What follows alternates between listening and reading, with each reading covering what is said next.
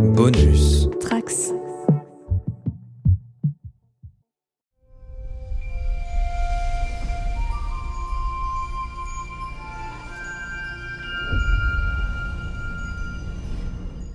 Bonjour à tous les trekkers et trekkies de toutes sortes, je suis le commandeur Guigui et je suis ravi de vous accueillir à bord de la station du Cadran Pop, le podcast sur Star Trek écoutable dans toute la galaxie et sur toutes vos applications de podcast via le flux du coin pop.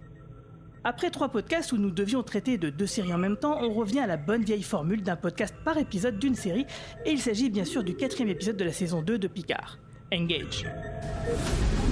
We only have 3 days before the future is changed irrevocably. We need a way to find Rios and get back to fixing the timeline. Are you suggesting we steal a vehicle? Whoa! Redwing, stop! Stop! Are you guys alive? Please tell me you're alive. We must find a way to bring us home. It is vital to the future of humanity. Working. Alors pour en parler, bien sûr, je ne suis pas tout seul, même si là on a une équipe un petit peu réduite, mais vous allez voir une équipe vraiment très fortiche, avec notamment Martin Winkler, médecin, écrivain et grand fan de Star Trek depuis des décennies, qu'on avait déjà accueilli il y a 2 ans. Salut Martin, comment ça va ? Ça va très bien, comment vas-tu ? Moi ça va toujours, quand je parle de Star Trek ça va toujours. On a aussi bien sûr Marie-Paul, notre enseigne traductrice et fan de Star Trek depuis des années. On peut le dire maintenant, ça fait des années quand même. T'exagères un peu, mais oui, un petit peu. Allez, on peut dire quelques années. Salut tout le monde. Salut. Et tu traduis Star Trek depuis que t'es toute petite, c'est ça ? C'est ça, à peu près, oui.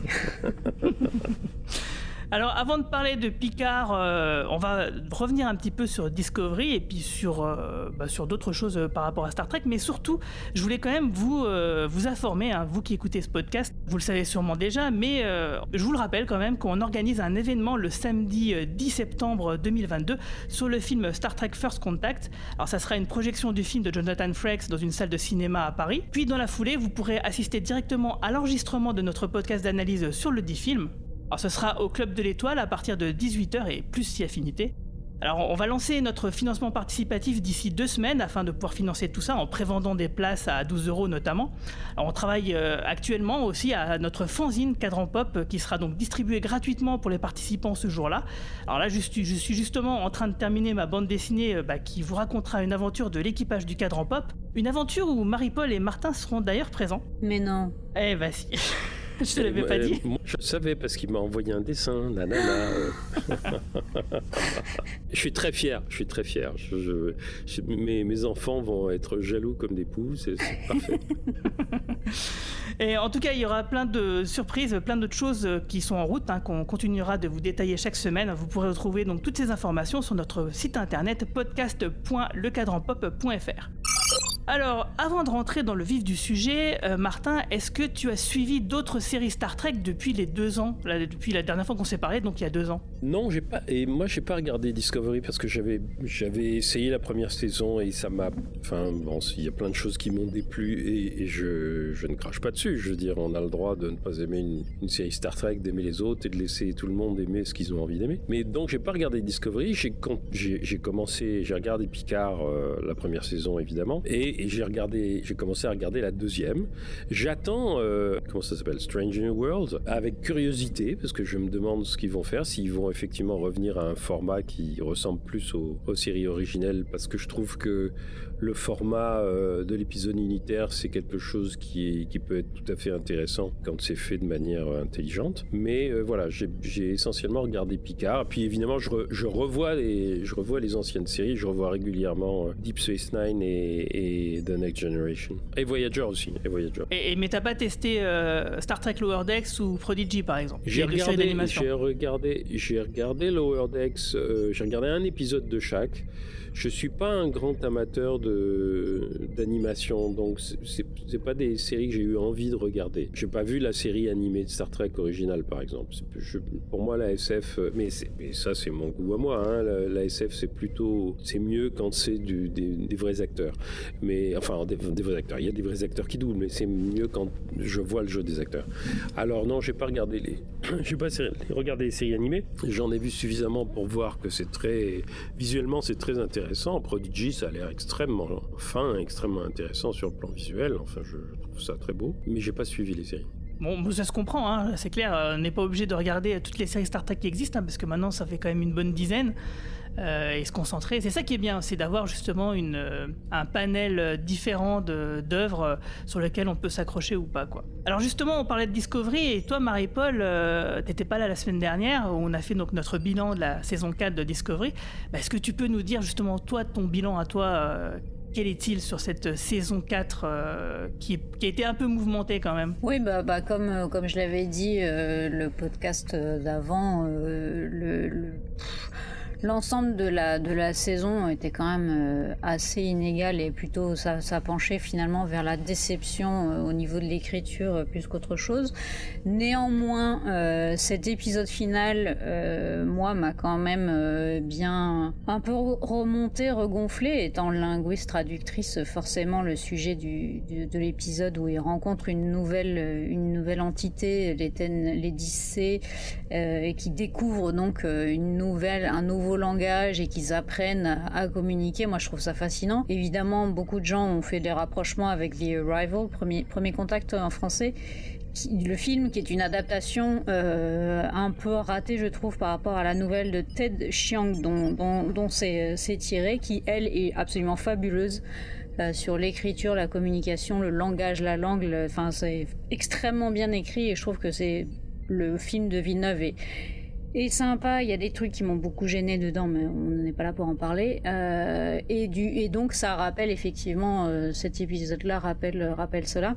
Et je trouve dommage, sincèrement, qu'en final ils aient pas passé plus de temps à se concentrer sur la découverte de cette nouvelle entité, sur la communication, plutôt que de passer des plombs comme d'hab, à diluer l'écriture, mais que je trouve aussi dilué énormément dans l'épisode 4 là, de Picard. Donc ça devient un peu une problématique de certaines écritures scénaristiques modernes dans les séries, où il y a des choses qui se passent qui pourraient être, qui sont hyper chouettes, hyper intéressantes, mais qui n'ont pas besoin d'être diluées sur 3-4 épisodes comme ça a été Discovery. Donc, au final, le season final m'a quand même reboosté, etc. Mais preuve que la série m'a quand même saoulée avant les saisons précédentes. Chaque vendredi où ça paraissait,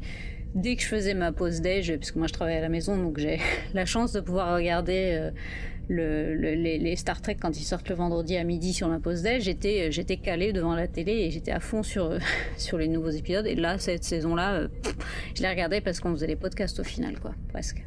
Ouais, c'est vrai que je suis témoin de ça.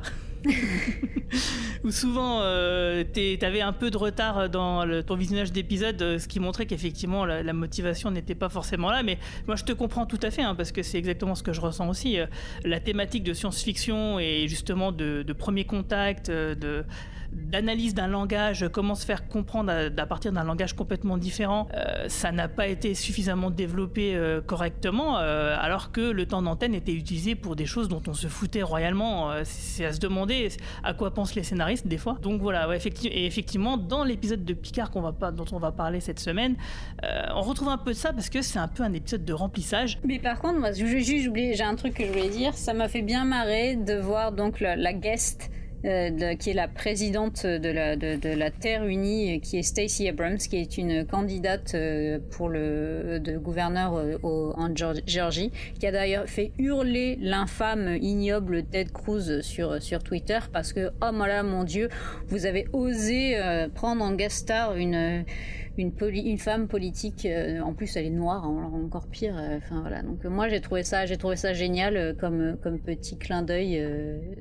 d'avoir cette femme qui était pour ce rôle-là.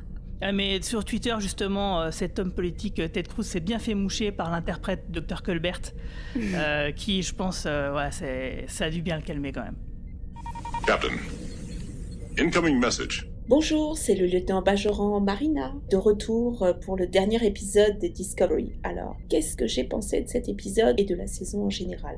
Il nous a fallu beaucoup de temps, beaucoup d'épisodes pour arriver à cette conclusion. Je trouve que l'épisode est pas mal, mais honnêtement, le chemin pour y arriver a été long, laborieux, semé de beaucoup d'embûches du côté de la production. Ce n'est pas la faute des acteurs, je pense qu'ils sont très très mal servis par une production qui ne les met absolument pas en valeur. Beaucoup de références, notamment à la sonde Voyager ou à Star Trek The Motion Picture, mais en mal. Je trouve que ce n'est absolument pas au niveau. On a 40 ans d'effets spéciaux derrière nous. Et ben les effets spéciaux de Douglas Trumbull sont toujours exceptionnels et ont marqué les esprits. Là, il y a beaucoup de références à The Motion Picture ou à Beast avec les tentacules, mais absolument pas au niveau. Le méchant de l'histoire, pareil, ne peut pas remplacer mon cher et tendre Lorca, qui me manque toujours. Je pense que Tarka est beaucoup trop unidimensionnel. Il fait presque méchant, vous savez, avec les petites moustaches qu'on tord entre les mains, le mustache dribbling villain, comme disent nos amis anglo-saxons. Ça va pas du tout. Il était bien mieux dans The Expanse. Là, pour que les héros soient réellement des héros, ils ont besoin d'avoir un méchant à la hauteur, et là, ça ne va pas du tout. Les seuls à tirer réellement leur épingle du jeu sont peut-être les personnages secondaires, Saru et Tig notamment. Je pense que toutes les scènes qu'elle a avec Book sont très bien, mais sinon ce n'est absolument pas au niveau. C'est dommage, parce que Discovery dans sa première saison était quand même exceptionnelle. J'ai bien aimé la deuxième, je dois dire, même si elle se traînait un peu en longueur. La troisième non, et puis celle-ci, là ce n'est pas possible d'avoir fait 5 épisodes pour mener à cette conclusion. Je pense qu'il y a un gros problème d'écriture et de valeur de production qu'il faut absolument rétablir. Il ne faut pas mettre toutes ces billes dans les effets spéciaux. Je pense qu'à un moment, il faut embaucher un scénariste qui fasse un arc, et là, ce n'est clairement pas le cas. Il faut faire un course correct pour remettre la série sur les rails. Je pense qu'il y a énormément de potentiel. La première saison en est un testimonial. Ensuite, au sujet de la manière dont l'humanité a évolué au cours des siècles, ça a été mentionné dans des podcasts précédents, mais je pense qu'il aurait fallu des différences culturelles un peu plus fortes, un vocabulaire qui aurait évolué, de nouveaux termes qui seraient apparus, plutôt que des personnages où on a des croisements, notamment le président de la fédération, qui est très bien, mais qu'on ne voit pas assez. Aussi, l'espèce de séminaire que Burnham organise dans l'espace, on n'a pas le sentiment d'urgence à ce moment-là. On a plus l'impression qu'on a le temps de discuter de la menace qui arrive. Donc moi, je suis déçue par cette saison, parce que ce n'est pas parce que l'épisode final est pas mal et qu'on investit beaucoup dans les effets spéciaux que ça y est, on oublie les scénarios et les personnages. Voilà. Program complete. Sans spoiler, comment avez-vous trouvé l'épisode de cette semaine, Martin? Je voudrais parler des 3 premiers, parce que sachant que je venais bavarder avec vous, évidemment j'ai regardé les 3 premiers. J'ai trouvé la première saison de Picard mauvaise, mal écrite, pas bien interprétée. J'ai beaucoup de réserves sur les comédiens, sur les acteurs. Pas intéressante, mal foutue, bref, je veux dire, c'est mon opinion, et je ne dirais pas des trucs comme c'est pas du Star Trek. Non, c'est du Star Trek, mais à mes yeux c'est du mauvais Star Trek. J'aime beaucoup Patrick Stewart, il n'y a pas de doute là-dessus. Néanmoins, je pense que faire une série avec Patrick Stewart aujourd'hui, qui est quand même un vieux monsieur, qui va pas aussi vite que les autres, c'est problématique quand on le met dans une série d'action. C'est pas qu'il ne devrait pas jouer, c'est que, à mon avis, c'est pas une série dans laquelle il est en phase avec ses co-acteurs. Et ça s'entend. Et je le dis d'autant plus facilement que je dois avoir à peine 10 ans de moins que lui. Donc, je sais que je suis plus lent aujourd'hui que je ne l'étais il y a 20 ans. Donc, déjà, il y a un problème qui est un problème tout simplement de cohérence des acteurs et des actrices. La deuxième chose, c'est que je trouve que la majorité en dehors de l'acteur qui joue Rios, qui est bien meilleur à mon avis dans la deuxième saison que dans la première, où il n'avait pas grand chose à faire, il était un peu perdu. Les acteurs, et en dehors de Jerry Ryan qui est excellente comme d'habitude, les acteurs sont pas bons. Ils sont mauvais, ils sont pas convaincants, ils sont pas expressifs. Bon, ça c'est une deuxième chose. L'écriture, l'histoire m'a pas intéressé dans la première saison de Picard. Je trouvais pas ça intéressant, je trouvais ça tiré par les cheveux, ces histoires de... Il y en avait trop, quoi. Il y a des guerres d'un côté, il y a des pseudo-mutants de l'autre, il y avait ce personnage féminin de pseudo-mutante qui serait... la fille de, je sais pas quoi, qui a une double, la fille de Data qui a une double, bon, ça m'a pas plu. Alors, c'est d'autant plus intéressant qu'elle est pratiquement au centre de toute la première saison, puis on s'en débarrasse dans la deuxième saison au premier épisode, on la voit plus après, elle a absolument aucun rôle, elle est là à boire un cocktail, bon.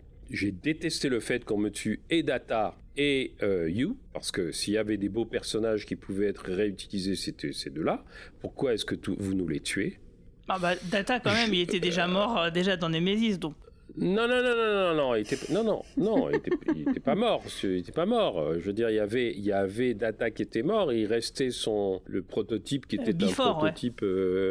On aurait pu utiliser le prototype parce que, sauf erreur de ma part, une mémoire ça se transfère. Surtout dans l'univers de Star Trek, ils auraient très bien pu reprendre le prototype et faire une sorte de nouveau Data qui aurait réappris à être le Data original. Enfin, il y avait plein de choses à faire avec ce prototype. Et puis, ils en font rien. Ils font un truc virtuel et puis ils font mourir virtuellement.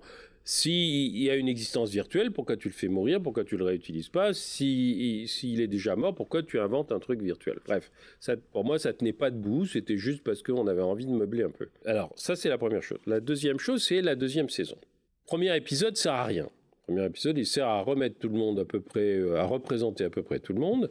Et un truc qui, moi, m'a choqué énormément, c'est le fait que, comment elle s'appelle, le professeur la blonde, Jurati.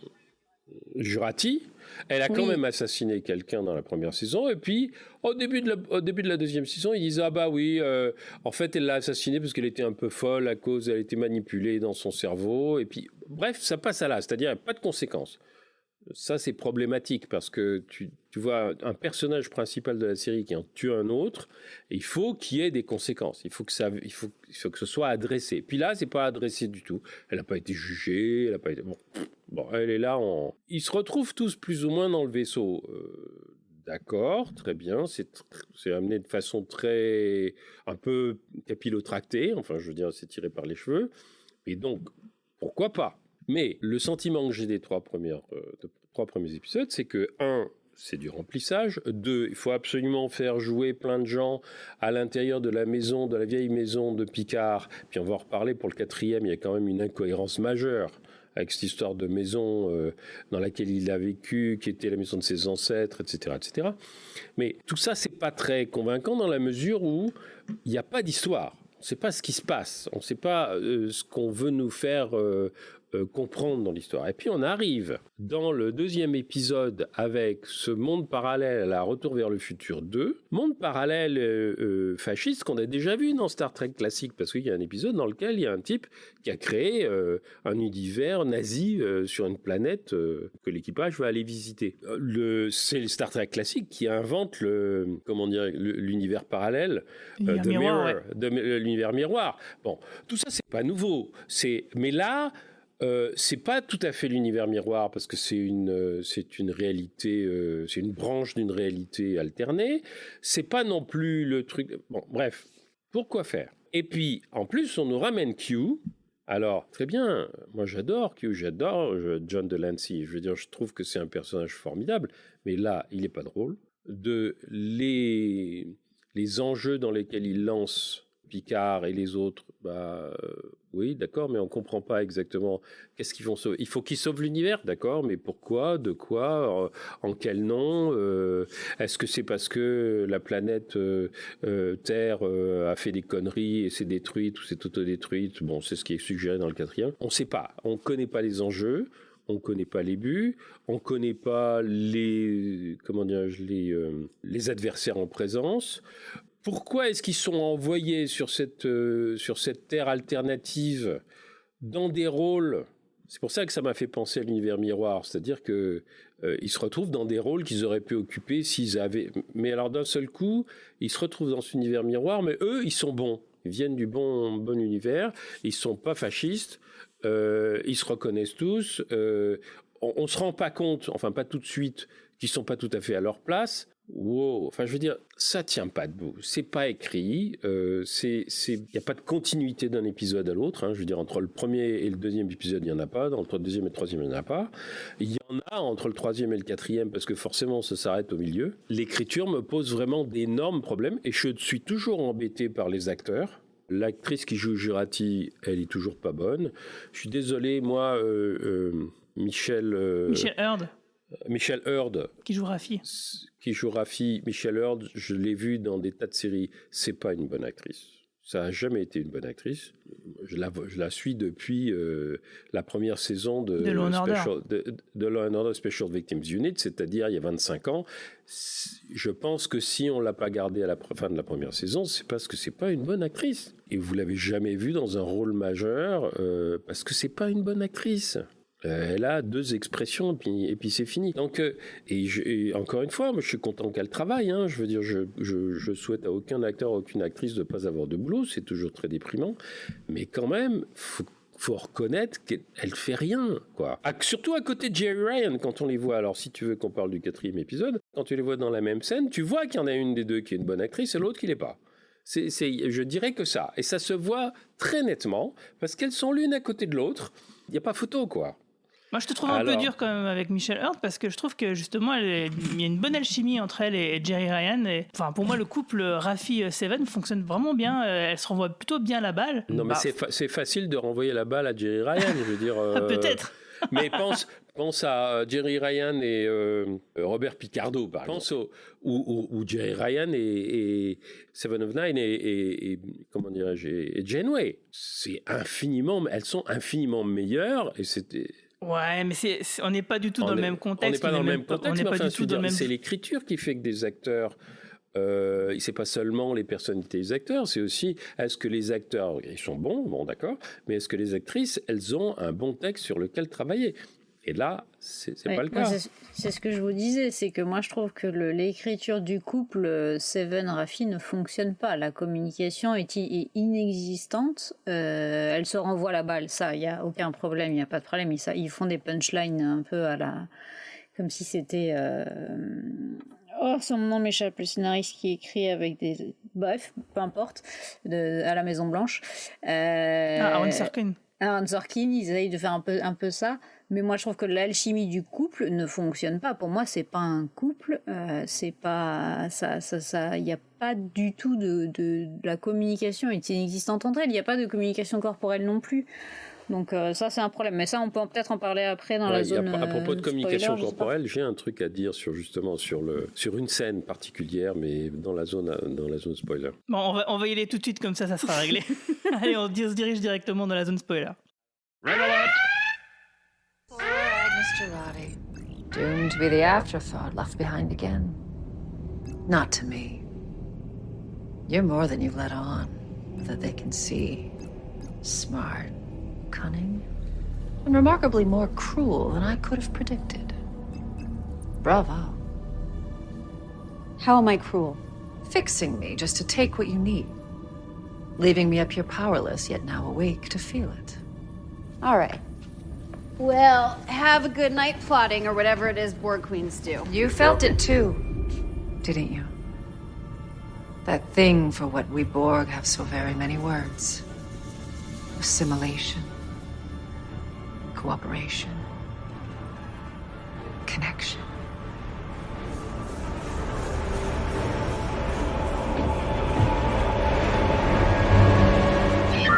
Warning. L'épisode 4 qui s'appelle Assimilation a été écrit par Juliana James et Jane Muggs.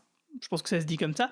Il est encore réalisé par Lea Thompson, qui jouait donc Lorraine McFly dans la trilogie Retour vers le futur, qui avait déjà réalisé l'épisode précédent, parce que depuis elle est devenue aussi réalisatrice de séries télé. Alors l'histoire de cet épisode, c'est on va voir donc que Rios a été arrêté par l'immigration pendant que Picard va prendre un peu les choses en main pour essayer de trouver qui est le Watcher et voir la Guinan du passé pour obtenir donc de l'aide. Et pendant ce temps-là, Seven et Raffi sont en vadrouille pour tenter de sauver Rios justement. Et Jurati, elle de son côté, elle va conclure une sorte d'accord avec la reine Borg. Alors on rentre directement dans l'épisode avec un pré-générique où Picard va visiter donc la demeure de ses ancêtres, parce que finalement la Sirena elle a atterri bien à côté. Si c'était peut-être pas clair dans l'épisode précédent, là au moins c'est clair et net.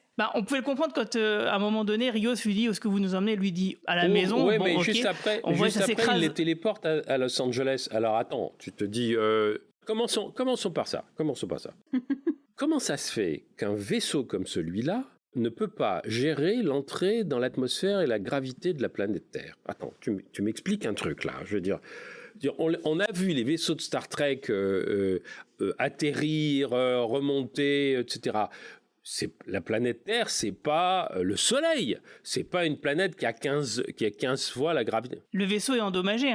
Non, mais, le vaisseau est endommagé par les tirs des vaisseaux qui le poursuivaient. Le vaisseau est endommagé, mais enfin, un vaisseau endommagé, ça se crache pas comme ça. Je veux dire, s'il est attiré par la... Enfin, comment dire ?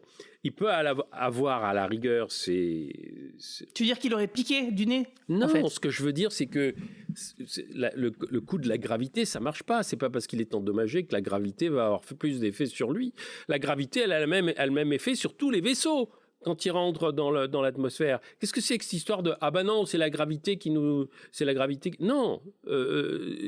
Qui disent on peut pas diriger le vaisseau. Oui, mais là il dit non, on peut pas échapper à la gravité de la Terre. Ça va pas, c'est pas de la physique élémentaire, c'est tout corps qui rentre dans une atmosphère, qui rentre en contact avec une planète, on agit dessus de la même manière. La planète agit dessus de la même manière. Mais là, on a l'impression que là, et ils sont complètement paumés, comme si c'était la première fois qu'ils atterrissaient sur une planète qui est quand même, encore une fois, la planète Terre, c'est-à-dire avec des normes de gravité, d'atmosphère, etc., qui doivent correspondre à toutes les planètes de la Fédération. Donc, c'est pas comme s'il arrivait sur un truc inconnu. 2, il se crache près de la maison de Picard. Et puis, d'un seul coup, et puis là, on comprend pas que c'est à côté de la maison de Picard, parce qu'ils nous l'ont pas montré, ils nous le montrent qu'après. Et il te téléporte, là il y a un gros problème aussi, il te téléporte les personnages à Los Angeles, c'est-à-dire de l'autre côté de la planète. Et alors ils te disent, ah ouais, les communications sonores sont pas bonnes, mais ils peuvent téléporter quand même. Wow. Ils téléportent avec du mal, on le voit. Non, mais attends, encore une fois, physique élémentaire. Téléporter, c'est renvoyer un rayon d'énergie qui contient les coordonnées de la personne d'un point à un autre. La lumière, elle se déplace en ligne droite. Comme les communications au final. Mais non, les ondes radio, justement, ça fait le tour de la planète parce que les ondes radio, elles sont, comment dirais-je, elles sont beaucoup plus facilement retenues par la gravité. Et puis, ils te disent aussi, il n'y a pas de relais. C'est pour ça qu'on n'a pas de communication radio. Il n'y a pas de relais pour le téléporteur non plus. 1, c'est incohérent. 2, ils arrivent dans la maison de Picard. On est donc en 2024, quand il vient avec Jurati dans la maison de Picard. On est en 2024, il dit « Ah bah oui, ça fait 100 ans qu'elle n'a pas été occupée. » Je m'excuse, mais une maison comme ça, au milieu de la campagne française et d'un vignoble qui n'a pas été occupé, où tu trouves des bouteilles de Pinot Noir 1915, attends, non, ça va pas, ça. C'est quoi cette connerie? Le vignoble, il y a un vignoble autour de la baraque. Tu crois que le vignoble n'a pas été exploité pendant les 100 ans qui ont suivi la Seconde Guerre mondiale? Attends, c'est n'importe quoi. En plus, il dit 100 ans, ils sont en 2024 et il parle de nazis. Enfin bon, mais même 80, ça ne tient pas debout. Moi, je connais pas de vignoble qui n'a pas été réexploité 3 ans après la guerre. Mais ça, on est d'accord. Hein, mais ça, les Américains, eux, ils ne le savent pas, visiblement. Non. Ouais, ils ont des vignobles de 100 ans aussi. Hein, donc, Non, faut pas dire les Américains, ils savent pas. Tu fais tes recherches. Les scénaristes sérieux, ils font leurs recherches. Quand n'importe quel romancier ou scénariste sérieux fait des recherches, il te dit bah oui, non, ça c'est pas possible. Donc ils n'ont pas fait leurs recherches. Ils ont écrit, mais ils ont écrit n'importe quoi. Et ça, c'est un signe de mauvaise écriture. Je sais, moi, je travaille sur des romans qui sont des romans historiques, qui se passent aux États-Unis. Je parle en ce moment d'un truc qui se passe au moment des Black Panthers. Tout ce que tu veux savoir sur les Black Panthers, c'est en ligne. Donc tu peux pas te tromper ni d'une date, ni d'un nom, ni d'un endroit. Tu vois, tu sais tout. Et là, c'est la même chose. Tu fais un peu de recherche, des recherches sur les vignobles. Alors je sais plus où c'est, mais enfin bon, dans la campagne française, dans le sud-ouest, en Bourgogne. Wow, tu vas trouver les infos. Donc ils n'ont pas fait leur boulot. Ça, c'est un signe de mauvaise écriture. Et puis après, toujours Jurati, il y a ce truc invraisemblable sur « Ah bah oui, je vais rentrer dans l'esprit de la Renborg, et puis comme ça, moi je vais aller chercher les informations qui sont dedans. Mais toi, tu vas faire de l'extérieur, tu vas faire en sorte qu'elle m'assimile. » C'est ridicule, ça tient pas debout. Je voudrais revenir sur ce qu'on disait à propos de la communication entre Jerry Ryan et Mission Heard. Il y a une scène épatante qui est qu'elles montent au sommet d'un grand gratte-ciel d'où elles doivent repérer Will Watcher. Et puis, le garde leur dit « Vous n'êtes pas censé être là ». Et à ce moment-là, Jerry Ryan fait comme si elle était avec sa girlfriend. Et là, on le voit que tu as une bonne actrice et puis tu as une mauvaise actrice. Parce que Jerry Ryan, tu la regardes et tu vois qu'elle est tout à fait dans le rôle de la fille qui te fait croire que la fille à côté d'elle, c'est sa girlfriend. Et l'autre, c'est un bout de bois, elle bouge pas. Elle a même pas une expression qui pourrait rendre la situation comique, c'est-à-dire qu'elle est... Non, elle bouge pas. Elle n'a aucune expression.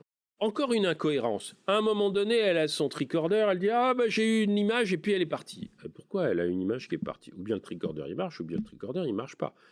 Mais si tu veux... Et alors ? Elle a le tricorder et c'est grâce au tricorder qu'elle retrouve où est allé Rios. Le communicateur de Rios, il est sur le truc à côté, mais le tricorder le voit pas, tu vois. Elles ont pas ramassé. Non, mais c'est plein d'incohérences. C'est-à-dire que... C'est vrai, je me suis fait cette réflexion aussi. Moi aussi, je me suis dit, mais pourquoi est-ce qu'elles ne prennent pas le truc ? Elles font comme si elles ne l'avaient pas vu. Bon, donc, c'est un épisode qui est mal écrit.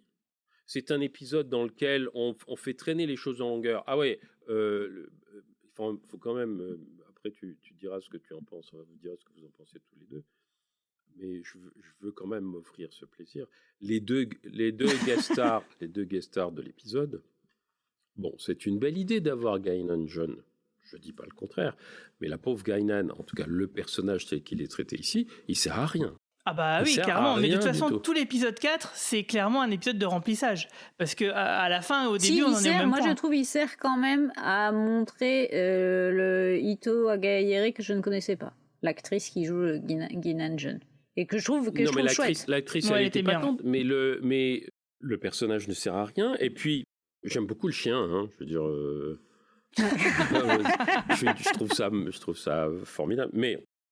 le personnage ne sert à rien, elle disparaît aussi vite qu'elle est arrivée. Et puis, pourquoi est-ce que c'est Laris le Watcher ou est-ce que le Watcher ressemble à Laris ? J'en sais rien du tout.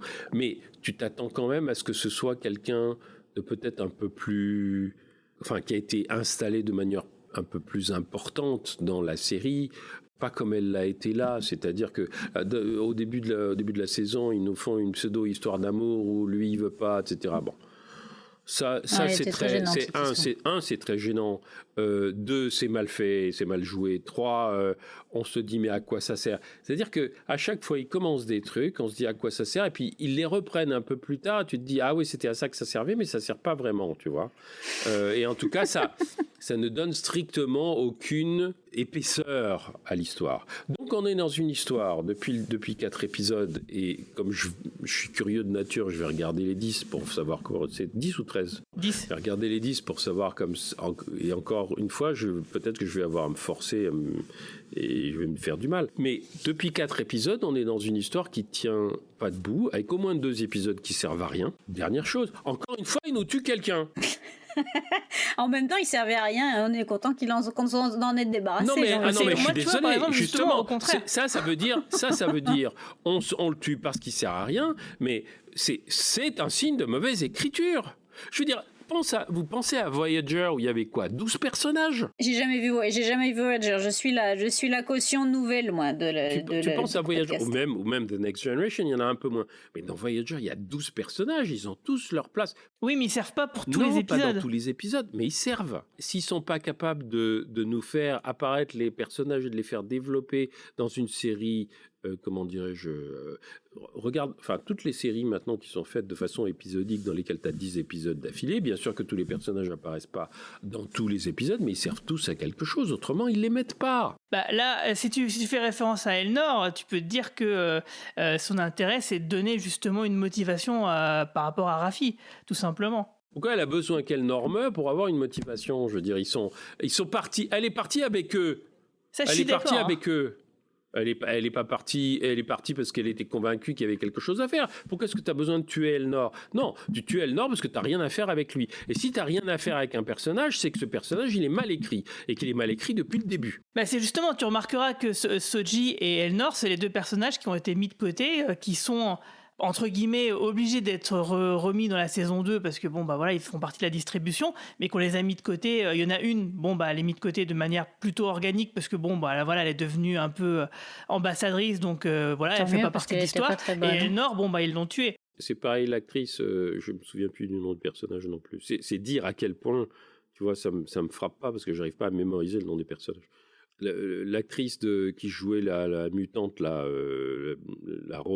l'androïde Soji, voilà. C'est pareil, l'actrice était très mauvaise. Je veux dire, a été abominable. Enfin, quand tu vois la finesse de la comédienne qui faisait la fille de Riker la fille de Data dans The Next Generation. Ah oui. Wow, tu te dis, attends, là t'as en principe un androïde encore plus évolué, elle n'est pas capable d'exprimer quoi que ce soit. Bon, si tu veux, et je vais finir là-dessus, mais finalement, ces 4 premiers épisodes, ils souffrent de 2 choses. Ils souffrent d'une fait qu'il y a une première saison qui t'a établi un certain nombre de personnages, et que ces personnages sont pas bien conçus. Picard, il n'y a rien besoin de faire, on le sait, il a 350 épisodes d'avance, donc on n'a rien à faire avec Picard. Et en même temps, on est un peu embêté parce que justement, on n'a rien à faire. Et qu'est-ce qu'il fout là, puisqu'on n'a rien à faire avec lui? Bon, mais les autres, Jerry Ryan, bon, d'accord, très bien. Mais les autres, ils servent à rien. Le seul qui tient à peu près le coup, c'est Rios, parce que l'acteur est excellent. Parce qu'on lui donne cette B-story avec le médecin dans le centre d'accueil. On se dit que, j'espère qu'ils n'ont pas introduit cette femme et son petit garçon, j'espère qu'ils n'ont pas introduit pour jamais les revoir. On va les revoir, j'imagine. Hein, il doit y avoir quelque chose là-dessus. Ouais, bon, j'espère aussi. Hein. Et lui, il est intéressant, il est drôle. Il y a quelque chose que moi je trouve très intéressant sur Rios, c'est le fait qu'il parle espagnol. Il y a tout un truc sur le fait que des fois il pense en anglais, des fois il pense en espagnol, et qu'il n'est pas toujours dans les mêmes phases que les autres. Ça, c'est un truc intéressant, mais c'est pas développé plus que ça.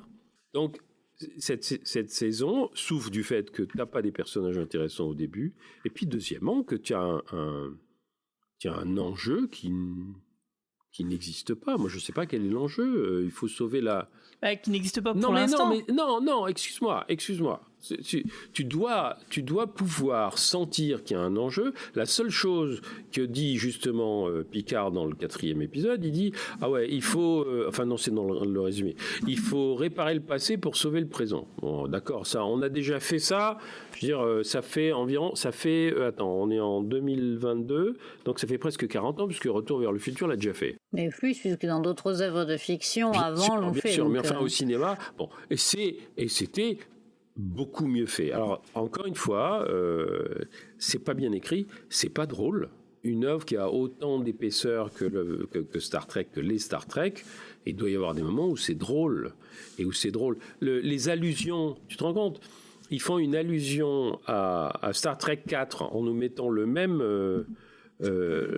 punk dans le bus, sauf que Star Trek 4, autant que je me souvienne, c'est à San Francisco, puis là, ils nous mettent le même punk à Los Angeles. Ah ben il a déménagé. Ouais, d'accord. Oui, mais c'était drôle, le clin d'œil était drôle. Le clin d'œil était drôle, mais il n'est même pas joué de façon drôle. Je veux dire... oui, d'accord, t'es content de voir le personnage qui est un vrai punk, qui est un vrai, etc. Bon, mais et alors, on s'en fout. C'est ça, je veux dire. C'est à chaque fois, on s'en fout. Moi, je te trouve dur. Hein. Moi, j'ai trouvé ça drôle quand même.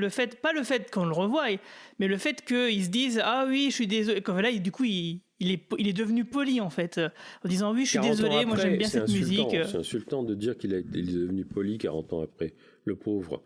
Je veux dire, tu pouvais faire un dialogue beaucoup plus intéressant avec lui que de simplement lui dire c'est vrai. Ah bah il y a 2 femmes qui lui disent tais-toi et puis il se tait. Bon, d'accord. Alors donc en plus c'est pas réaliste, je veux dire non, que le personnage se soit poli et évolué et qu'il commence à il pourrait commencer à discuter avec elle. Mais non, la conversation s'arrête tout de suite. Ouais, c'est vrai que ça tourne court. Hein. Mais ouais, non, moi ça m'a fait rire. Je suis désolé. Non, mais tu as le droit. Mais je veux dire, je te reproche pas d'avoir ri. Je trouve simplement que ce genre, dans l'ensemble, si tu veux, de l'épisode, les allusions comme celle-là, bon, pour moi, elles tombent un peu à plat. C'est-à-dire que c'est intéressant quand t'as une histoire. Alors là, tu as des petits trucs qui sortent, et puis tu te dis, ah tiens, en plus, il y a un clin d'œil. Là, il n'y a pas d'histoire. Ouais, enfin, en tout cas, moi, pour l'enjeu, je te trouve aussi un peu dur parce que, ok, il y a l'histoire de timeline alternée qu'il faut réparer, mais il n'y a pas que ça. Il y a aussi le statut de Q qui semble être lui aussi différent d'habitude. Et toutes ces phrases un peu cryptiques, bah, pour moi, c'est un peu le mécanisme qu'il fait d'habitude, hein, comme on voit le final de la nouvelle génération. Il arrive au début, il dit des trucs qu'on ne comprend pas, et c'est au fur et à mesure du déroulé de l'intrigue que finalement on réussit à recoller les pièces du puzzle. Mais on voit pas, là, c'est un peu la même chose. Sauf erreur de ma part, on a vu Q à la fin du premier, au tout début du second, mais on ne l'a pas vu dans le troisième. Si, on le voit. Il fait juste une courte apparition à un moment donné quand ils sont dans la Sirena. Il dit un truc à Picard en disant en gros quoi, tu t'en vas déjà de la timeline alternée et puis c'est tout quoi. Il y a quand même un enjeu, il y a un mystère. Ça me paraît significatif justement du fait que tu as 6 ou 7 trucs différents qui se passent en même temps. Finalement, tu as 6 ou 7 trames narratives en même temps et que pour moi c'est trop. C'est-à-dire que c'est pas qu'il faut pas avoir des trames narratives sophistiquées, c'est qu'il faut aussi que le spectateur soit pas 1 perdu, 2 frustré et 3 qui s'ennuie. Il y a ça aussi qu'il faut dire. On s'ennuie. Pour te dire, moi je suis ni frustré et je m'ennuie pas et j'y trouve un intérêt parce que autant je suis d'accord avec ce que tu disais tout à l'heure quand tu disais qu'effectivement dans la saison 1, les mecs ils ont mis tout. Il y a les Borg, il y a les androïdes, il y a les Romuliens, il y a vraiment tout et puis finalement ça s'articule pas du tout de manière organique et cohérente, ça va pas du tout dans la même direction et c'est fait au forceps sur la fin. Autant ici, moi j'ai quand même l'impression. Alors après, évidemment, on fera juger sur la fin, hein. Peut-être que je me trompe, mais moi j'ai quand même l'impression que ça va malgré tout dans la même direction. Ok, on a la Reine Borg, ok, on a Q, ok, on a le voyage dans le temps, mais malgré tout, moi je sens une articulation qui va vers quelque chose qui soit cohérent. Enfin, qui soit cohérent, en tout cas qui veut dire quelque chose. Après, il y a effectivement sûrement plusieurs incohérences. Hein. Il y a plusieurs incohérences. D'ailleurs, tu parlais tout à l'heure de l'incohérence de la maison de Picard. Tu voulais dire ce que tu as dit ou il y avait autre chose en plus ? Non, c'est-à-dire que là aussi, il y a quelque chose qui se veut être très signifiant, très émouvant, c'est-à-dire toute cette relation entre Picard et sa mère. On comprend que le père de Picard a maltraité sa mère, que donc il a quelque chose avec la violence contre les femmes. Bon, on voit pas très bien ce que ça vient faire ici. C'est pas que c'est pas un sujet important, hein. Je dirais, qu'est-ce que ça nous apprend ? Et puis, quel âge il a, Picard ? Il a 80 ans. Non, 95, 96, bon, enfin, je crois. Il a au moins 80 ans. Et un type comme ça, il n'a pas réglé son problème par rapport aux violences de son père vis-à-vis de sa mère. Il est amiral, quoi. Je veux dire, il a dû... si Troy n'a pas aidé à résoudre ça il y a 25 ans, il y a un problème. Tout ça, c'est des trucs qui sont collés, pour moi, qui sont artificiels. C'est ça qui me gêne beaucoup. C'est cette accumulation de choses artificielles pour essayer de donner de l'épaisseur à quelque chose qui n'en a pas, évidemment. Parce que pour que ça ait de l'épaisseur, il faudrait... À mon sens, et encore une fois, c'est que mon opinion, il faudrait que l'histoire elle-même ait une épaisseur. Il faudrait que les liens entre les personnages aient une épaisseur. Et ça aurait dû être mis en place à la première saison, mais ça n'a pas été fait. C'était catastrophique dans la première saison. Moi, la première saison... au premier visionnage où j'avais très peu de connaissances de l'univers Star Trek, j'étais complètement paumée, j'avais aucune empathie pour aucun personnage de quoi que ce soit, en plus de l'interprétation des actrices et l'écriture de l'histoire qui a complètement été effacée. Au final, cette deuxième saison, on est un peu sur un redémarrage de Picard, quoi. Tout a été balayé, comme on le disait lors du premier podcast qu'on a consacré à Picard saison 2. Tout a été foutu sous le tapis et hop, adieu, on commence un nouveau truc et voilà. Ce qu'on disait entre nous dans l'équipage du Cadran Pop cet après-midi ce soir par rapport à Laris, en fait, vous avez évoqué un personnage que moi je ne connais pas puisque j'ai pas regardé encore les TNG. Vous avez parlé de Gary Seven et de l'épisode Time Zero. J'aimerais bien que vous développiez là-dessus. Tu développes un peu, Guigui, sur ça, et pourquoi est-ce que vous pensez que c'est peut-être lui le Watcher et pas Laris au final? Ah, alors en fait, oui, Laris, la Laris, a priori une humaine, hein, Oui, parce qu'on ne sait c'est pas ça. exactement qui c'est. Hein. Est-ce que c'est Laris? Est-ce que c'est quelqu'un qui ressemble à Laris? On ne sait pas. Oui, en fait, cette théorie-là, elle a apparu. Enfin, c'est Romain Brami qui l'a mis sur le devant de la scène parce qu'il aime bien ce personnage de Gary Seven, et ça, je ne comprends pas pourquoi.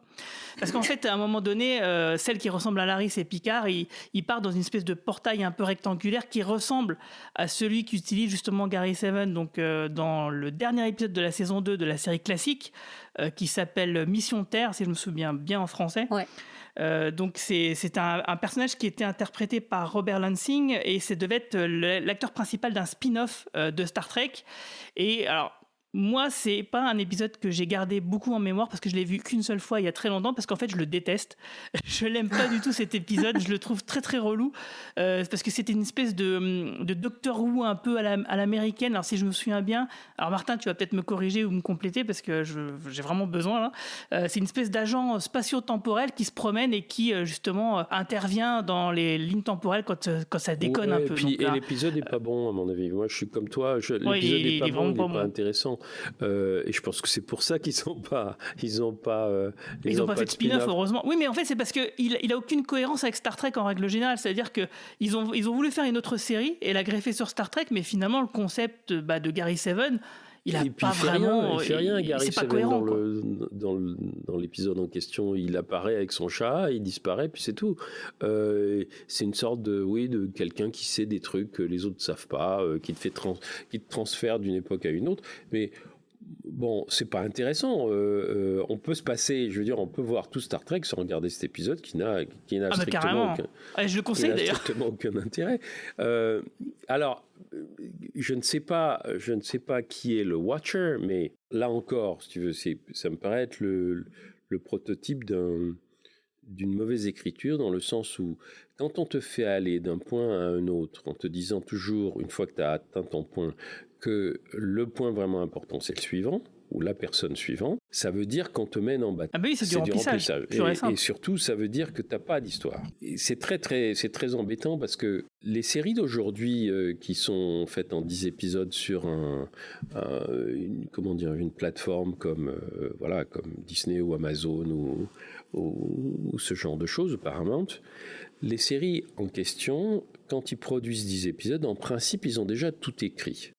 C'est-à-dire qu'ils ne se lancent pas dans la production s'ils n'ont pas tout écrit à l'avance, c'est-à-dire qu'ils n'ont pas planifié, parce qu'il faut avoir les acteurs. Et là, on a l'impression qu'on est dans des séries, je parle de Picard saison 1, Picard saison 2, quand on est dans des séries qui sont écrites semaine après semaine. Je sais que ce n'est pas vrai, mais le sentiment que ça donne, c'est ça. C'est-à-dire qu'il n'y a pas de continuité, il n'y a pas d'arc narratif écrit qui donne sa cohérence à l'ensemble. C'est-à-dire que c'est comme si les gens qui avaient conçu ça, ils n'avaient pas conçu ça de façon fine. Et fine, je veux dire, ça veut dire tu sais que tel personnage va aller de telle à telle place, et tout ça, ça va être noué à la fin. Ils faisaient déjà ça, je regarde en ce moment, je regarde Urgence. Urgence, tous les arcs narratifs qui commencent dans le premier épisode, tu les as à la fin. C'est-à-dire qu'ils avaient tout, même s'ils n'avaient pas tout écrit, ils savaient exactement par où les personnages allaient passer pendant leurs 22 épisodes. Tu as un personnage comme Elnor, qui est quand même un personnage qui est un combattant, qui peut être drôle. Il peut être drôle parce qu'il a un côté candide, etc. Et puis tu le tues. Attends, ça c'est vrai qu'il y a un vrai potentiel qui est gâché. C'est de la mauvaise écriture. Parce qu'en fait, Elnor, c'est vrai que la partie comédie dont tu parlais, elle aurait pu venir de lui par rapport au 21e siècle, et puis avoir justement ce côté candide et relever des choses de notre société qui auraient pu être amusantes. Il aurait pu jeter un regard qui était un regard doublement étranger, parce qu'il n'est pas de cette époque et il n'est pas humain. Et puis il se débarrasse de lui, c'est-à-dire que le seul non-humain, c'est-à-dire qu'il aurait pu jouer le rôle de Spock dans Star Trek 4, qui regarde... Il aurait mis un bonnet, ouais. Eh ben non, il te l'enlève. L'Arenborg, c'est pas un bon personnage, l'Arenborg. L'Arenborg n'a d'importance et de cohérence que dans First Contact. Parce qu'il faut que tu aies une sorte de... Et dans Voyager aussi, non ? Oui, mais enfin, c'est le personnage intéressant dans Voyager, c'est Seven of Nine, c'est pas la Renborg. Elle est là pour faire joli. L'utiliser comme ça, il y a aussi un truc, c'est qu'elle se met à parler, quand elle discute avec Jurati, elle se met à parler comme si elle était allée à Oxford. C'est-à-dire, elle utilise un vocabulaire absolument châtié des nuances psychologiques. Bon, mais je suis désolé, la Renborg, c'est une entité qui est complètement mécanisée. C'est pas... Bon, je suis pas d'accord avec toi, parce qu'elle a quand même un phrasé un peu similaire dans le film First Contact, et où elle fait genre sa finaude un peu... je l'ai pas vu, je vous rappelle que je le verrai qu'en septembre. Mais quoi qu'il en soit, je pense que, encore une fois, on est dans une série qui n'est pas écrite. Et c'est vraiment ça le plus gros problème. Non, mais ça, c'est clair. De toute façon, c'est un constat qu'on fait régulièrement dans le podcast, c'est que le côté feuilletonnant n'est pas du tout maîtrisé. Et que, ouais, c'est clair que ce qu'il raconte en une saison, ça pourrait très bien faire un double épisode sans aucun problème, quoi. C'était vrai pour Discovery, saison 3 et 4, c'est vrai ici aussi. D'ailleurs, il drop non seulement le qui est le Watcher, est-ce que c'est Laris, le sosie de Laris, le Gary Seven, et quand on voit Q avec une jeune femme, et il y a une théorie comme quoi ce serait une Picard. Ouais, une ancêtre de Picard, oui. De Picard. Et parce qu'il dit dans l'épisode 2 qu'effectivement dans sa famille il y a eu plusieurs personnes qui se sont tournées vers les étoiles à un moment donné. Bon, ça on le sait déjà parce que dans la saison 7 de la nouvelle génération, j'ai oublié le nom de l'épisode, mais le dernier épisode où apparaît Wesley Crusher, il était déjà question de la lignée des Picards, comme quoi les ancêtres de Picard ont toujours un peu pesé dans le game de leur époque. Donc c'est un truc un peu connu, quoi, qui a d'ailleurs été bien mis en avant dans l'autobiographie de Picard que j'ai lue récemment, qui était pas mal, même si du coup elle est plus du tout raccord avec le canon. Il y a ça qui est intéressant. Mais bon, c'est vrai que moi, j'aimerais vraiment pas qu'ils nous fassent le coup de « j'ai une ancêtre de Picard qui a travaillé avec l'ancêtre de Song ». Le créateur de Data, ça fait vraiment... on relie tous les points possibles et imaginables dans des origines, de faire des retcons qui en ont pas besoin, quoi. C'est les pires trucs qui avaient été faits déjà dans la série Star Trek Enterprise. Enfin, c'est les pires trucs qui sont faits dans toutes les préquelles, j'ai l'impression. Et j'aurais vraiment pas envie qu'ils nous fassent un coup pareil, quoi. Oui, moi j'ai pas envie de regarder un Star Trek pour les nuls, même si j'ai pas du tout les connaissances que vous avez avec toutes les anciennes séries. C'est intéressant que tu aies regardé Picard sans connaître la nouvelle génération, parce que, à mon avis, on doit pouvoir regarder une nouvelle série Star Trek sans avoir vu les autres. C'est-à-dire que on doit, parce qu'autrement ça veut dire que ça s'adresse qu'à des... Picard était beaucoup plus compliqué pour moi à appréhender et à comprendre et à saisir tous les enjeux de qui, pourquoi et comment. Je vais te dire, pour moi aussi. Que Discovery ou New World ou Prodigy ou Lower Decks, par exemple. Pour moi aussi. Alors que moi, je le connais, le personnage. Mais pour moi, je n'arrivais pas à comprendre de quoi il me parlait. Et je pense que ça aussi, c'est quelque chose qui montre à quel point la série est problématique. C'est que si tu veux faire une série avec un ancien personnage de Star Trek, il faut que ce personnage, il ait quand même une plasticité qui lui permette aux scénaristes de l'utiliser de façon, comment dirais-je, à l'intégrer aux autres. C'est pour ça que, par exemple, Seven, elle s'intègre. Elle s'intègre parce qu'elle n'a pas le développement de Picard. C'est un personnage d'action, c'est pas un personnage de diplomate qui a géré des tas de trucs, etc. Donc, oui, enfin c'est de l'action, mais pas que, parce que dans Voyager, elle avait aussi un gros côté réflexif du fait, déjà d'un point de vue philosophique, elle se posait beaucoup de questions et elle amenait beaucoup de questions. Mais c'est vrai que tu as raison dans le sens où elle n'a été présente que 4 saisons. Donc elle est forcément beaucoup moins développée que Picard et elle a plus à développer, quoi, elle a plus à montrer encore. Tout le caractère réflexif de Seven, on n'en a pas vu l'ombre du début. Ah bah ici non, oui effectivement. Ici elle a un rôle vraiment purement d'action et elle le fait plutôt très bien. Et l'actrice est excellente, donc moi ça me pose pas de problème. Mais ça veut donc bien dire que quand tu peux pas utiliser un acteur qui incarne un personnage qui a une longue histoire derrière lui, quand tu peux pas l'utiliser ni dans ses références, ni dans son caractère d'action, bah, ça pose un problème. Ça veut dire que ton personnage, t'en fais quoi ? Et en plus, c'est sur ce personnage qu'ils ont construit toute la série. C'est vraiment problématique. Et j'adore Picard, hein, je veux dire, je suis toujours content de voir Patrick Stewart, c'est pas ça. Encore une fois, je dirais pas, c'est pas du Star Trek. Non, c'est du Star Trek, mais c'est du mauvais Star Trek, mal écrit. C'est dommage. Ouais, bon, moi je comprends tout ce que tu dis. Simplement, moi je les vois pas de la même manière. Parce que moi je trouve pas que les acteurs soient si mauvais que ça.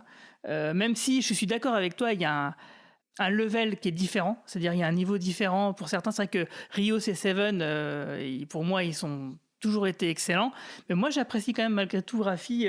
Alors peut-être que c'est une planche de bois à certains moments, mais elle a un côté, une impulsivité qui peut être comment dire, peut-être forcé à certains moments, tu diras.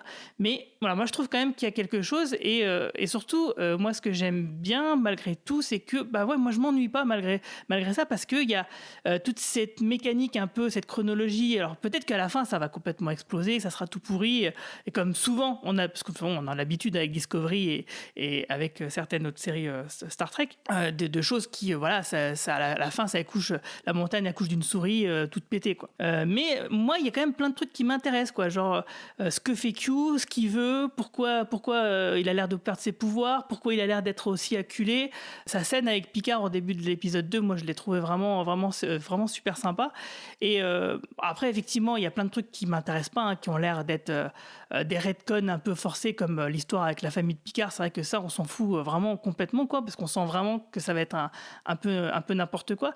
Et du coup moi j'ai bien aimé quand même cet épisode, même si c'est du pur remplissage avec cette jeune Guinan, parce que voilà, il y a un truc bête, oui, elle se souvient pas de lui, parce que oui, effectivement, il y a ce double épisode qui s'appelle Times Arrow, la flèche du temps. C'était, je crois bien de mémoire, ça doit être le dernier de la saison 5 et le premier de la saison 6. C'est un double épisode. En fait, on voyait dans une histoire, il y avait des fouilles archéologiques sous San Francisco, et il y avait des scientifiques qui avaient découvert, donc parmi les vestiges du 19e siècle, la tête de Data.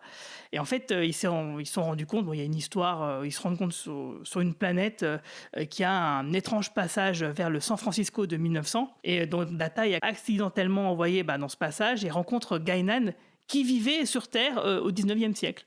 Et en fait, effectivement, comme elle le dit dans cet épisode 4, elle, ça fait une paire d'années, de siècles qu'elle est sur Terre à tenir des bars, à faire des trucs, et elle se souvient pas de Picard, alors qu'elle devrait, puisqu'elle l'a croisé dans le passé. Tout à l'heure, tu me disais, Marie-Paul, avant qu'on commence le podcast, que tu avais lu quelque part quelqu'un qui disait qu'il y avait un peu une relation, un peu la River Song et le Docteur dans Doctor Who, entre Picard et Guinan. Oui, pas par rapport au personnage en tant que tel, mais par rapport à la construction de leur relation. C'est-à-dire que la première fois où Guinan rencontre Picard, c'est pas la première fois pour Picard, et inversement. C'est ce côté-là. Sauf que là, comme on est dans une timeline qui a été alternée, oui, le voyage dans le temps de cet épisode Times Arrow n'est pas arrivé, donc du coup, on peut se dire que c'est logique que Guinan ne se souvienne pas de Picard, en fait. Même si elle sent, parce que alors, visiblement, ça on nous explique que ce sont donc la race des Eloriens, visiblement eux, quand il y a un changement temporel, ça les rend malades, visiblement. Moi j'aurais expliqué ça autrement, moi j'aurais dit que c'était à cause du Nexus dans le film Star Trek Génération, mais passons. Donc voilà. Ça aussi, ça montre, on est obligé de réfléchir aux raisons pour lesquelles Guinan, dans cette timeline, n'a pas rencontré Picard.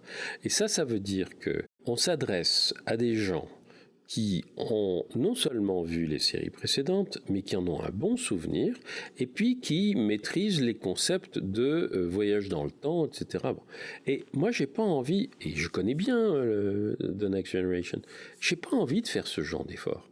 Ce que je veux dire par là, c'est que quand je regarde une série, je veux effectivement qu'on me rappelle des choses que j'ai déjà vues, mais j'ai pas envie qu'on me fasse travailler pour comprendre la logique interne de quelque chose qui devrait être parfaitement clair et qui devrait être très simple, et puis qui devrait aussi pouvoir être comprise par des gens qui n'ont pas vu les séries précédentes. Et ça, c'est aussi problématique, tu vois. Ça veut dire que à qui on s'adresse ? Est-ce qu'on s'adresse aux vieux de la vieille ? Les vieux de la vieille, c'est toi et moi. Moi, je suis plus vieux que toi, mais enfin, t'as vu les mêmes choses que moi et même plus. Oui, on va dire, j'accepte. Aux gens qui connaissent tout, et à ce moment-là, on s'adresse à des happy few, ou bien est-ce qu'on s'adresse à tout le monde ? Mais manifestement, ça ne s'adresse pas à tout le monde. C'est un mélange, en fait. Il y a des choses que je saisis, et il y a des choses que je saisis qu'après discussion avec les membres du podcast. Et moi, il y a des choses que je saisis même pas après discussion avec les membres du podcast. Parce que Star Trek Lower Decks, c'est une série d'animation qui fait énormément de clins d'œil dans tous les sens. Et du coup, moi, je me disais, ouais, c'est pas possible que les gens puissent utiliser cette série-là comme une porte d'entrée. Et pourtant, si. Mais par contre, c'est clair que Picard, c'est clair et net que c'est vraiment une très mauvaise porte d'entrée parce que, comme tu le dis, il faut avoir des connaissances pour bien l'apprécier vraiment à sa juste valeur. Mais par contre, moi, je suis dans cette autre optique de visionnage de la série, c'est que moi, j'aime bien à réfléchir aux mécanismes et fouiller, réfléchir à des théories et des trucs comme ça. Donc, c'est vrai que ça explique pourquoi, sans doute, moi, je m'ennuie pas du tout. Parce que c'est le truc par rapport à Times Arrow, c'est typiquement le truc que moi, j'aime bien voir, justement. Je comprends très bien, ça me choque pas. Je crois que c'est ce qui est... Je pense que c'est encore une fois, il faut qu'il y en ait pour tout le monde. Il faut qu'il y en ait pour tout le monde, mais il ne faut pas que ce soit, comment dirais-je, à mon avis, les critères les plus complexes qui s'imposent. Or, si tu veux, parce qu'une série, ça doit pouvoir être lu à plusieurs niveaux. Ça doit pouvoir être lu par des gens qui connaissent très bien l'univers, des gens qui ne le connaissent pas du tout, et puis des gens qui sont au milieu. Et là, moi, je pense que ça ne fonctionne pas. C'est-à-dire que tu ne peux pas avoir on est 3 personnes qui avons 3 expériences très différentes, finalement, de Star Trek, de l'univers Star Trek, et quand même, tous les 3, premièrement, on n'est pas d'accord sur tout, et deuxièmement, sur quoi est-ce qu'on pourrait être d'accord pour dire qu'on est content de voir cette série, par exemple, hein, ça, ce serait une question. Qu'est-ce que vous êtes content? Rios. Ouais, je suis d'accord. En fait, tout le monde est d'accord sur Rios au final. Oui, sauf que, encore une fois, Rios, il passe Il fait Code Quantum, là. Oui, mais il fait... mais même pas, je veux dire... Le personnage du médecin est plus intéressant que Rios, là. Parce que Rios, là, il est juste là. Oui. Le personnage du médecin, de son gamin, de la clinique qu'elle tient, c'est plus intéressant que Rios. Rios, c'est le témoin.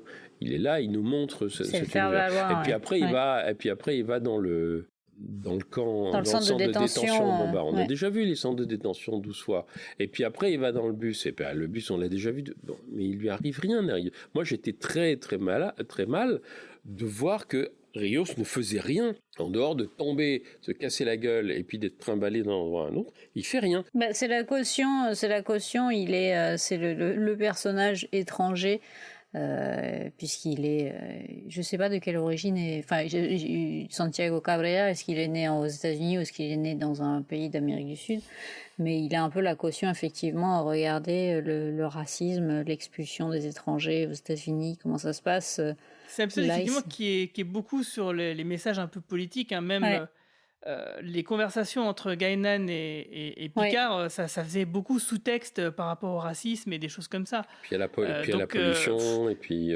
La pollution, l'écologie, c'est un peu des tartes à la crème, on est d'accord. Les extra-riches, ils pourraient sauver la planète, mais ils s'en foutent parce qu'ils veulent... Tout ce qui les intéresse, c'est s'en mettre plein les fouilles, et c'est la réalité, mais...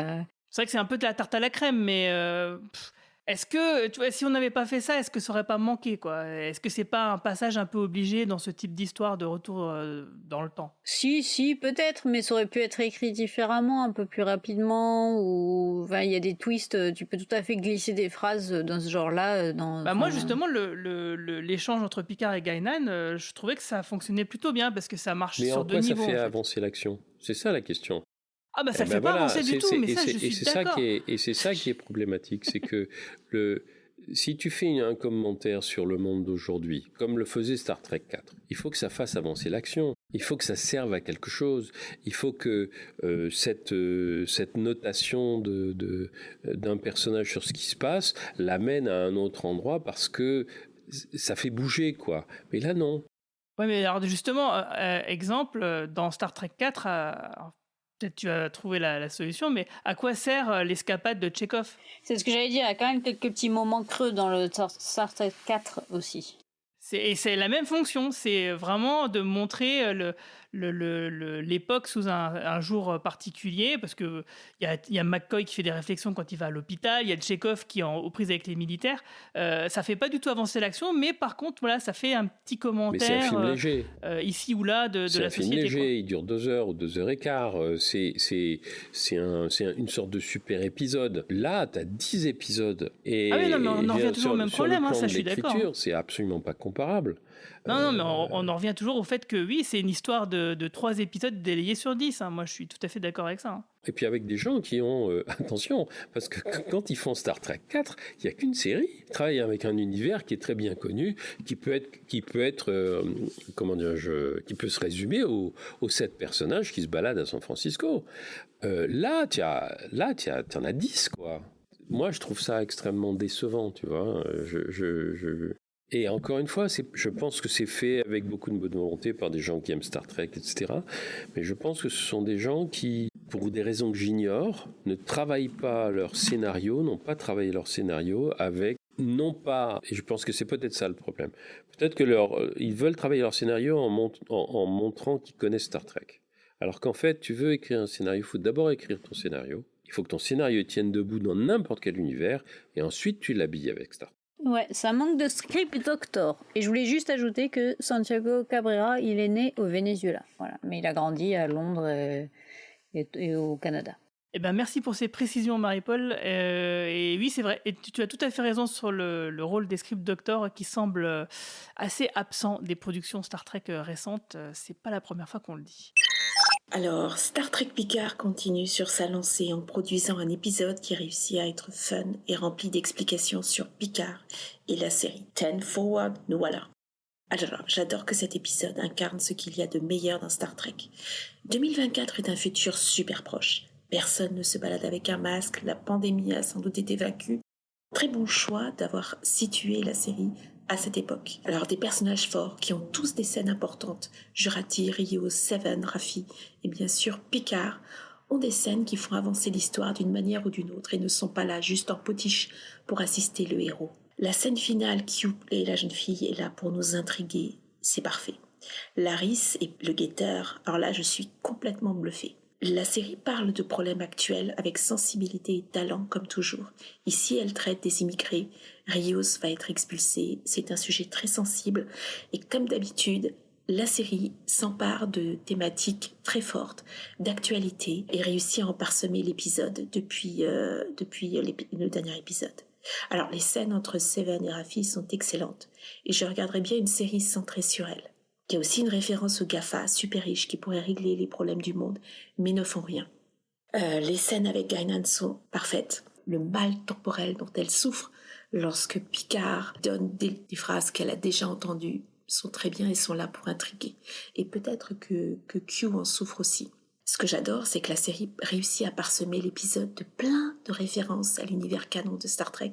Alors je ne suis pas sûre de les avoir toutes décryptées, mais voilà ce qui m'a interpellée. Déjà, ce qui m'a fait beaucoup rire et que j'ai trouvé qui faisait sens, c'est pourquoi est-ce que Picard, censé être français, parle parfaitement anglais. On s'est tous posé la question au cours des années. Et en une courte scène, tout est expliqué et ça fait sens. Sa famille a émigré au Royaume-Uni pendant la Seconde Guerre mondiale, a conservé le château Picard et n'est revenu que pour l'enfance de Jean-Luc. On sait donc pourquoi il adore le Earl Grey. Et oui, ça fait sens. Alors par contre, Jurati ouvre une bouteille de pinot noir datant de 1915 et veut la boire. Sans doute trop vieux pour être dégusté, mais je m'attendais presque à ce qu'elle indique que c'était un Brahmi 2018 et non un Pinot Noir, parce que mon ami Romain Brahmi, qui participe à ce podcast, avait offert une bouteille de Château Picard à Patrick Stewart lors d'une conférence. Seven et Raffi croisent un punk dans un bus joué par le même punk que dans Voyage Home. Alors j'ai regardé bien sûr parce que je trouvais la référence plutôt rigolote, mais effectivement c'est le même acteur et oui, les punks existent toujours en 2024 et prennent le bus avec des objets reliques des années 80. Un easter egg très très sympa. Et on se souvient qu'il était également dans Spider-Man parce que le producteur adorait cette référence à The Voyage Home. Donc une référence sympa. Est-ce que c'est une référence au multivers ? Je ne sais pas. Est-ce que c'est lui la clé du mystère ? Je ne sais pas. Mais une scène plutôt sympa. Le superviseur dont parle Guinan, est-ce que c'est une référence à Gary de Assignment Earth ? Et lorsqu'elle a parlé de superviseur, je dois dire que je me suis gondolée en y pensant. C'était le Assignment Earth, c'était le dernier épisode de la saison 2 et le pilote d'une série télé clairement avortée parce qu'on avait le point de vue de Gary. Et il devait empêcher que des voyageurs temporels perturbent le cours du temps. Il était accompagné d'une femme chat et il était posté sur Terre dans les années 60 au moment du début de la conquête spatiale. Or, on nous montre des références à la conquête spatiale, comme à la fin de l'épisode entre Q et la jeune fille. Coïncidence ? Je ne crois pas. Ce serait énorme. Et surtout, alors, lorsque Laris et Picard disparaissent, oh non, il y a un effet fumée. Et là, tout de suite, je me suis dit, mais c'est pas possible. Est-ce qu'on pourrait partir là-dessus ? Ce serait génial. Et alors, par contre, une référence que j'ai trouvée très étrange, c'est qu'à la fin, on nous montre que Q est assis au Jackson Rorick Plaza. Et là, je me suis dit, mais pourquoi ce nom ? Et en fait, il me rappelait quelque chose. Et ça a un peu travaillé dans ma tête. Et on avait commenté l'épisode de Changeling dans un précédent podcast consacré au premier film Star Trek, qui était clairement en référence à cet épisode de la série originale. Et Rorick, dans The Changeling, était responsable de la sonde spatiale appelée Nomad. Alors, coïncidence ? À nouveau, je ne crois pas. J'adore cet épisode. Est-ce qu'on s'arrête là pour les références ? Non, car la jeune fille que Q tente d'influencer lit un bouquin écrit par Tracy Tormé, qui a écrit les épisodes qui mettaient en scène le détective Dixon Hill qu'adore Picard. C'est une énorme référence pour les fans. Je me dis qu'il y a quelque chose derrière ça. On ne pouvait pas juste parsemer un épisode de tant de références. Il y a forcément quelque chose. Donc, en résumé, Star Trek Picard est une série très sympa, avec des personnages forts qu'on a envie de suivre. Les références qui le parsèment font que c'est fun, mais par contre, il y a clairement une histoire. Donc, j'ai hâte d'être à la semaine prochaine pour voir si elle répond à toutes nos questions. Donc, avant de se quitter, on va faire le tour des actus. Alors, Martin, est-ce que tu as des actualités dont tu aimerais nous faire part ?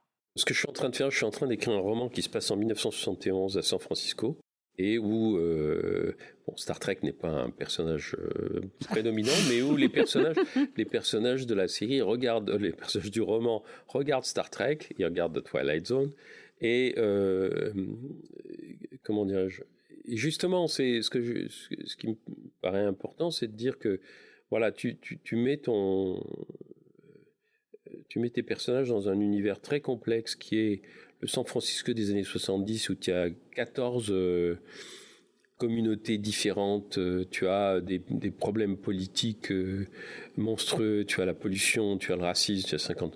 Si on veut parler de ça de façon intéressante, ce qui est le plus difficile, c'est pas de faire du name dropping ou de citer des trucs. Ce qui est le plus difficile, c'est d'avoir une ligne narrative dans lesquels les personnages t'emmènent, même si tu connais pas l'époque, mais t'emmènent au long d'une histoire qui leur est propre. Et je dois dire que c'est pour ça que je ne crache sur personne. Mais je pense que c'est ce qui est le plus difficile à faire. C'est ce que j'ai beaucoup de mal à faire moi en ce moment, parce que précisément c'est très compliqué. Et comment il s'appelle ce livre ? Il va s'appeler Franz le prénom, comme Franz Kafka, en Amérique. C'est le troisième volume d'un triptyque dans lequel il y avait les mêmes personnages. Et toi, Marie-Paul, donc toi tu nous reviens d'Angoulême, mais tu n'as pas attrapé le Covid là-bas comme bon nombre d'auteurs.